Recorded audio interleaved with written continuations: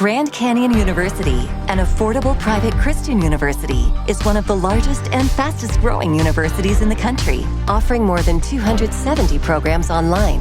In addition to federal grants and aid, GCU's online students received nearly $130 million in institutional scholarships in 2022.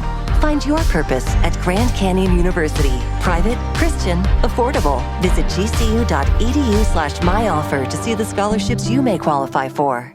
It's Billy Dukes, and another new episode of the Dutton Rules Podcast will begin in just a minute. This week we added a video element to the show that will allow people who prefer YouTube to watch or listen. That will affect the experience for audio-only fans slightly. Let me explain. On YouTube, we opened with a boiled-down 5-minute or so video recap of everything we're going to talk about here. It didn't make a lot of sense to include that here because you're used to listening to a certain way, and the audience we've built up over 2 seasons here is our first priority. Still, once or twice we refer to that 5-minute video in a very casual way. You totally don't need to watch that to understand what's happening, but it's there, so I wanted to explain.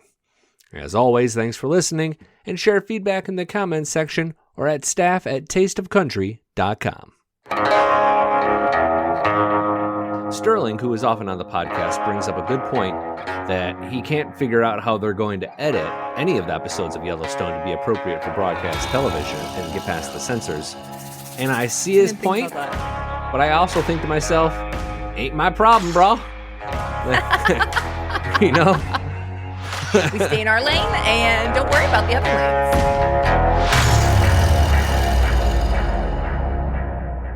Hello, Addison.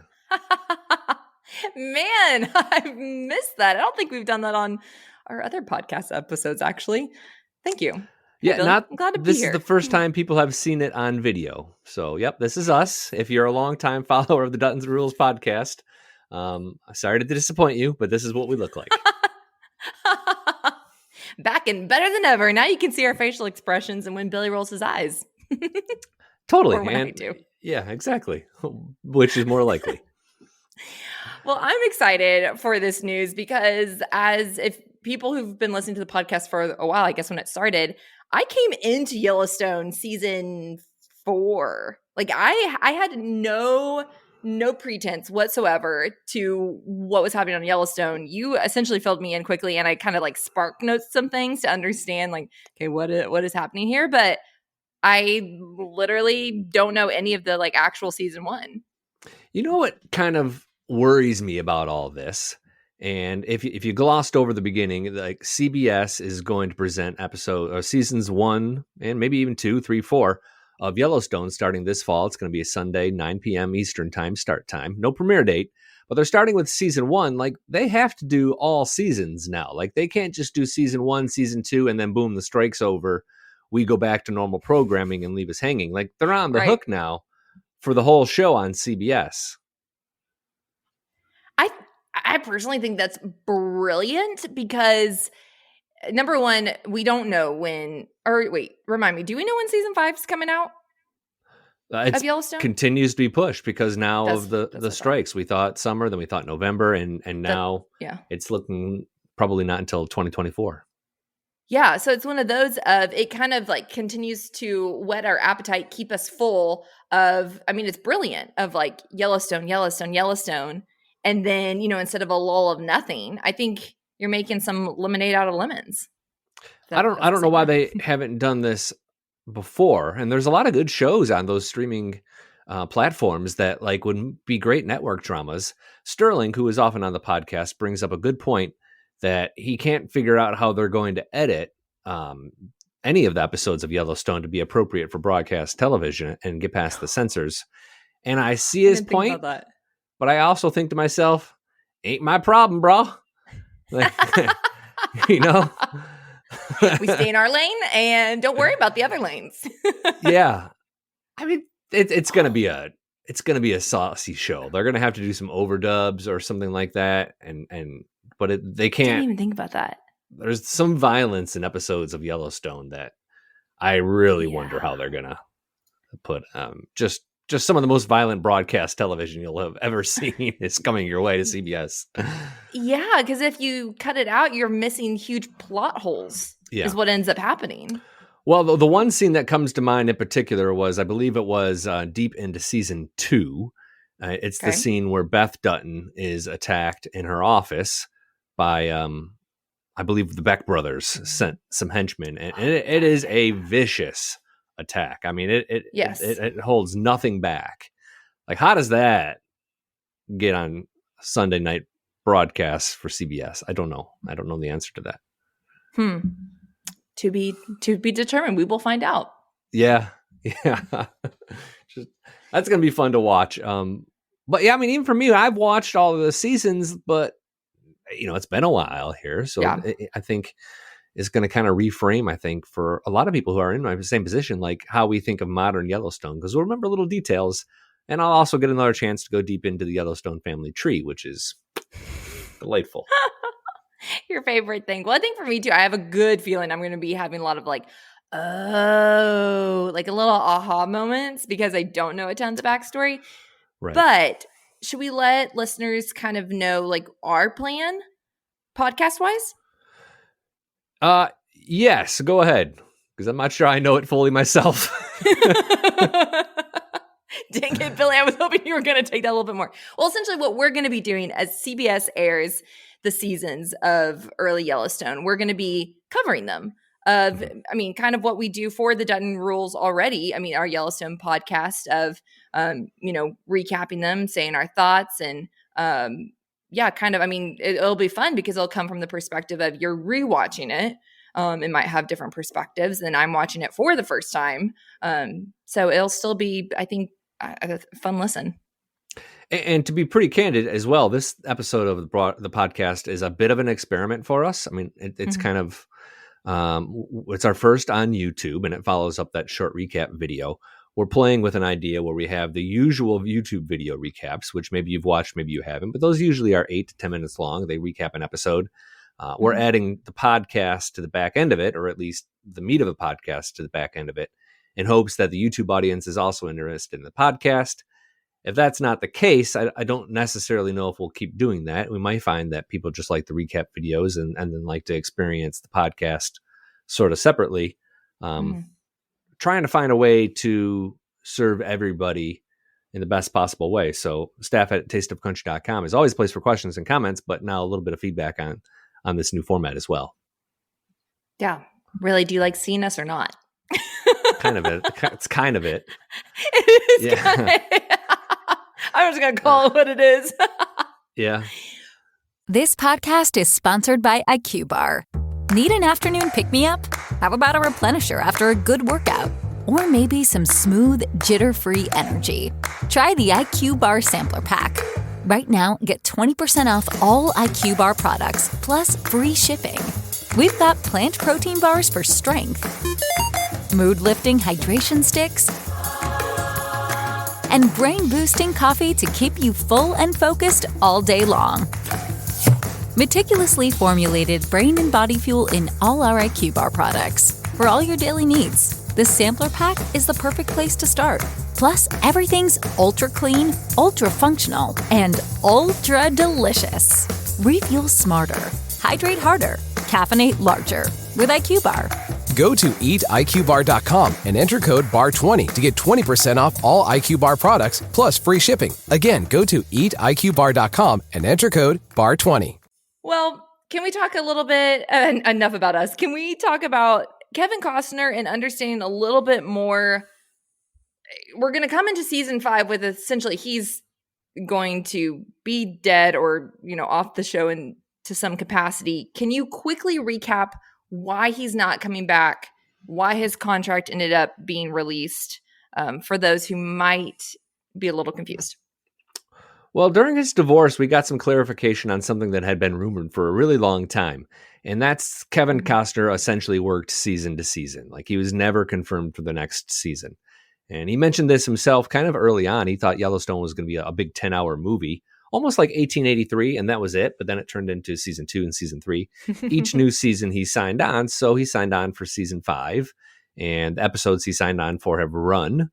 I don't know if they've filmed additional episodes and just not run them yet. That's certainly possible. But he's not contractually obligated to do any more season episodes of Yellowstone, which is I roll a little bit because it's like, come on, Kev, you knew you can't leave us all hanging like that. Yeah. But he can, and apparently he's going to, because he may not return, very likely won't return to the set, in large part because of this movie Horizon, which in the divorce documents, his wife frankly states they feel that movie as there's a lot more potential for money and a lot more potential for an income with Horizon than there could be in Yellowstone, even though he's making like $1 million or $2 million an episode of Yellowstone. Gosh. Like, they feel Horizon's where the money is, so they're chasing the bag, as they say. Yeah.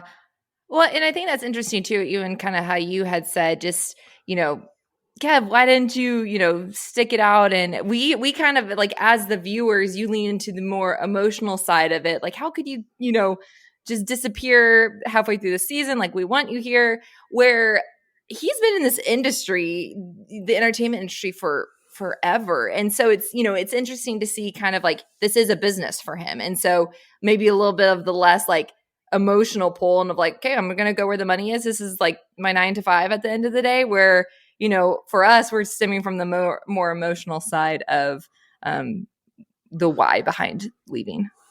What's also interesting is I'm surprised that more of the cast hasn't kind of drifted off for kind of the same reasons, because, even if they're signed up for a couple of seasons, if you're like an Ian Bohen, for an example, you're not making a tremendous amount of money on Yellowstone, I don't think, especially early on. You're getting paid per episode, and there's only 8 or 9 episodes. It's not like the old days with sitcoms or television dramas where there's 22, 23 episodes, so you have a really lucrative year. If he's getting paid $50,000 an episode, that's $500,000. He could probably make that money elsewhere and maybe even do a little bit better. So it's surprising to me that more actors from the show or other shows haven't kind of followed suit like Kevin. I guess my only 2 cents to that, and I don't know Ian as much has had this opportunity, but let's say Luke Grimes. He's been in a lot of Stetson commercial. I don't know about Luke Casey, but my point being is stuff that's very tailored to his character, essentially. And so it's kind of helped him in that sense, where if he started doing other things, maybe not. But like I said, Ian, I don't think he necessarily falls into that. I haven't seen him anywhere. Some people have been able to do Landon. some other movies. Like, I know Kelly Riley was in a movie kind of in between seasons. So they filled those gaps. It wasn't like a major motion picture, but it was a film, maybe a European film or something she's been in. So they have worked outside of this, but not a lot, and certainly not in episodal television. Interesting. So I don't know. I get mad at Kevin because he's leaving, but then, as a capitalist, it's like, okay, well, I see what you got to do. I mean, yeah, this is his right to go make that money. I can't hold him back from that, even though I personally think he's being a jerk. Well, I think this new season is truly going to circle so much around probably Jamie and Beth. I mean, hello, how we ended the last season. But let's be real. We've been saying that we're surprised Yellowstone has still been, we keep dragging out the storyline. So if I'm being honest, I mean, other than, he's the pillar of the Yellowstone Ranch, we could maybe do without Kevin Costner, and I'm still going to be watching it. You know what I mean? Like, there's so much other drama that I'm more interested in. I didn't turn on the television going, oh, what's Kevin Costner? I mean, what's John Dutton going to do next? It was more like, is Beth going to take out her brother? He was the anchor. I don't know the show would have survived more than one additional season without Kevin Costner.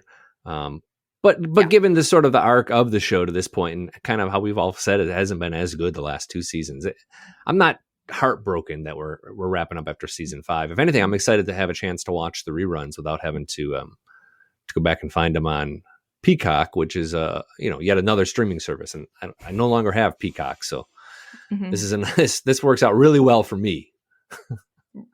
They did Cheated it up you, for Billy. me. They might have. I don't know. Matthew McConaughey, he's now a part of this mix, but I think what was interesting is, so I guess maybe give a little bit of backstory here. It's not confirmed what show he is going to be on. He is going to be a part of the Taylor Sheridan franchise, but it might not be like an 1883, 1923, right? He might not be a Dutton. And this next sequel or spinoff may not have to do with the Duttons in Montana.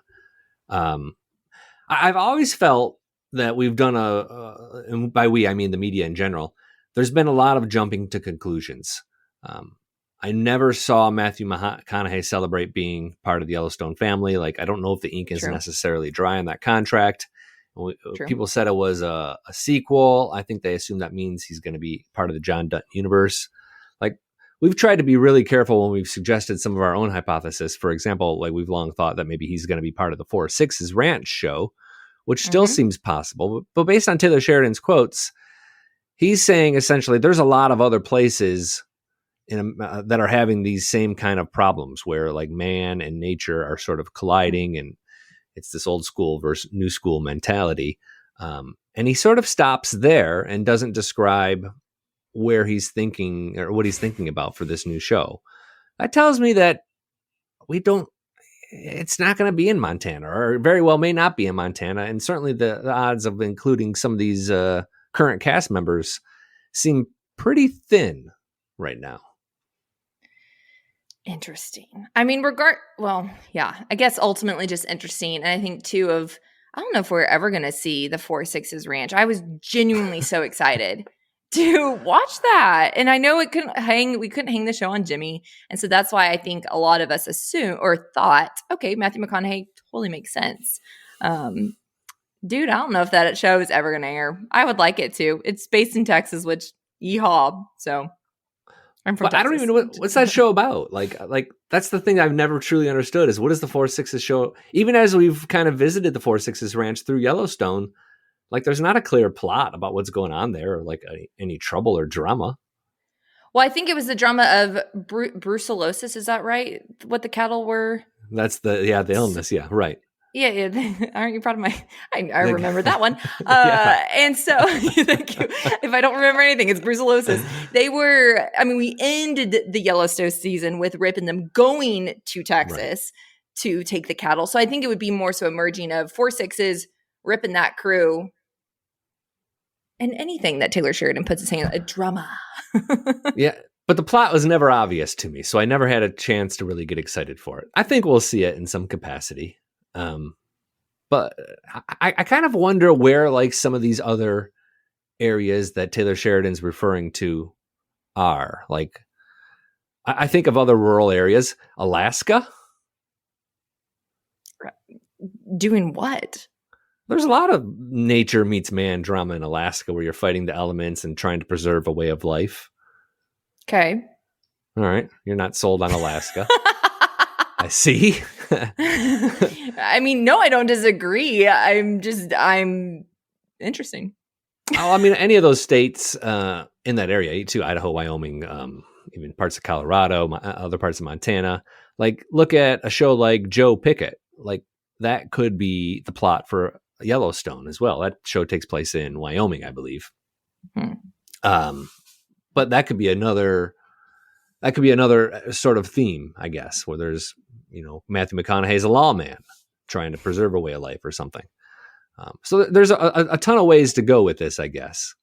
Let's be honest. It's Matthew McConaughey. You're watching no matter what he is, aren't you? I mean, you betcha. I'm surprised I haven't run it. I'm living on, if you couldn't tell by the hat, it says Austin, and he lives here, and I've still yet to run into him. I'll ask him though. Yeah, well, it's big and small. Next time I see him, I'll ask him for the deets. I'm sure he will absolutely tell me. Have you read into this theory at all about how Yellowstone is like the Godfather movie trilogy? No, but I will also admit I've never seen The Godfather, and so can you give me a little spice of why? Yeah, I mean, if I've seen the God years and years ago. I'm not a movie buff by any stretch of the imagination. I know I've seen The Godfather, and I think I've seen all the sequels as well. But the idea being that he's sort of a mob boss of sorts, and looking to protect the family. I think that's the theory where they look for all these sort of similarities. So as season 1 starts over again, I'm kind of excited to kind of watch Yellowstone through that lens a little bit and kind of explore maybe a little bit why people are saying the Yellowstone and Godfather are similar. Interesting. I'll have to kind of see from that perspective as well. I mean, I kind of get it. We briefly at the start of the video we mentioned the reason for all Yellowstone coming to CBS. Start of the video, start of the podcast. I guess I'm gonna have to remember that there's people listening and watching. And forgive me if I don't get that right immediately. And it's not a footnote here that it's because of the Screen Actors Guild strikes, the writers' strike. When they have these, they tend to go on for a really long time, and then sort of the machine gets cranked up again. So like even when the strike ends, it's not like we get new episodes of a show the next day. Like as far as we know, they haven't filmed the rest of Yellowstone. Yeah. So It's gonna take a hot second. 2024, spring, winter 2024, are we going to get it? Well, Where are we at with 1923? We haven't even talked about that. Oh my gosh. Yeah, no, but I'm absolutely not Cassie Randolph. Cassie is her sister. Oh my gosh, why? Oh, Michelle. Yes. I follow her on Instagram, and that whole crew still if they are actively hanging out in Colorado all the time. And I know that she lives in LA, so it's interesting. The one show that I think did film is the Bass Reeves show, Lawman Bass Reeves, starring I can't pronounce his name because it's not right in front of me. That was a spinoff of 1883, and that show has filmed. I saw some pictures of Daniel Quaid on set. Oh, cool. So they could slide that one in there if they got it all done before the strike started.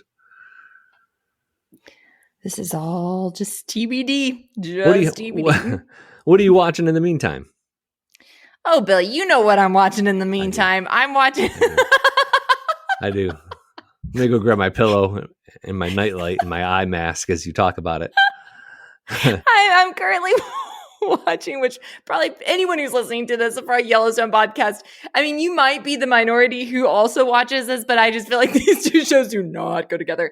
Get the good old Bachelorette. Yeah. Oh, I thought you were watching The Golden Bachelor. Oh, no, that doesn't start yet. Oh, just if you wanted to know. Oh, I did. Okay. That's in the fall. Yeah. That doesn't start yet, and nor do I. I'll probably watch the first 2 episodes. I can't say that that's going to be something I'm going to be tuning into, but I'm watching The Good Old Bachelorette. Okay. Fair enough. No judging. I've been watching Joe Pickett, which is a tremendous show. It's on Paramount Plus as well. Tried to get through the Marvelous Mrs. Maisel. I can't remember the title of it. The last season hasn't really worked with me so far. That show is really that show got. It's not bad, but it's not nearly as good as it was early on. It looks boring, if I'm being honest. I know exactly what you're talking about. It was super cute and charming early on. Like she was delightful and the acting was good. And now it's kind of like repeats and you realize the stand-up comedy is not good. Anyways. And then I've been burning through Ghosts. Are you familiar with that show on CBS? No. Oh, it's a sitcom. You've probably seen the promos on CBS. It's the one with the dude has the arrow through his neck. Billy, I've never seen that advertisement. It's like there's like 40 episodes of it. The woman buys a mansion and it's inhabited by ghosts. There's a big Viking. There's the dude with the arrow through his neck. There's the dude with no pants. There's the Native American. There's the 1920s jazz singer. And then there's Sam and Jay, who are the delightful livings. And it's actually, this looks fun. I've never seen this. It's fun. It's not amazing. I'm not going to say it's highbrow television. But if you need, sometimes I just need like a 25-minute show just before bed. You know what I mean? Like something to kind of take the day's stress off. And it gets the job done. Some feel good, some lightheartedness. I'm also watching, which this is, you're going to eye roll it. You won't eye roll, but it's very much so in the same like bucket. On Amazon Prime, I'm watching The Summer I Turned Pretty. You might not have even heard of that. I have seen it, but I didn't spend a lot of. No, I mean I've seen the thumbnail and the description. Like, really? No, I haven't seen the show. No, is that aimed for the younger preteen audience? Is that? Yeah, I'll take honestly, very preteen, like summer love. It's definitely like feel good. It's actually also sad. The mom has cancer, so actually it's a little bit of mix of teen romance, but also really sad. There's so many people on social media saying that this new season that they're doing nothing but crying, but I'm here for the feel good stuff, Have you seen the new Barbie movie? Okay, that's where I don't That's know. where you draw the line. Okay. That's where I draw the line. I don't know if I have genuinely kind of no desire, but I've heard it's great.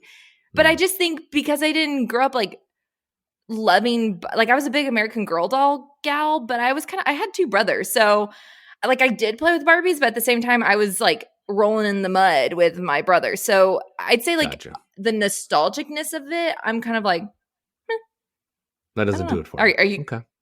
Yeah, but I might go see it.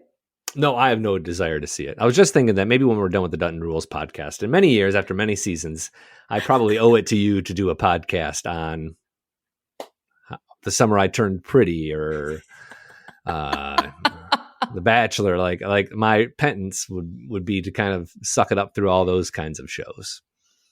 Don't worry. I'll find a way to find something that will meet our audience and also be something that is doesn't have a bunch of guts and gore like Yellowstone. But I do love Yellowstone. Yellowstone though does that good job of like you have the romance, the drama that I like, and then you meet it with the I don't know, blood. Yeah, blood and a lot of cursing. And a lot of cursing, yeah. Okay. Staff at tasteofcountry.com. Questions, comments. Often we read questions and comments, but it's been a while since we did this, so we don't have any today. Trivia will return when we kind of get back into the meat of the Yellowstone episodes as well.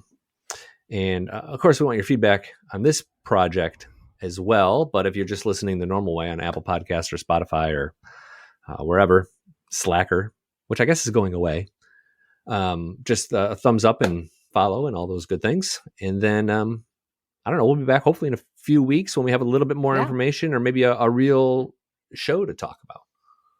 Heck yeah. Thanks y'all for listening. Always appreciate it. I'm glad we get to step into the Yellowstone universe again. And the Yellowstone podcast is another great Town Square Media podcast.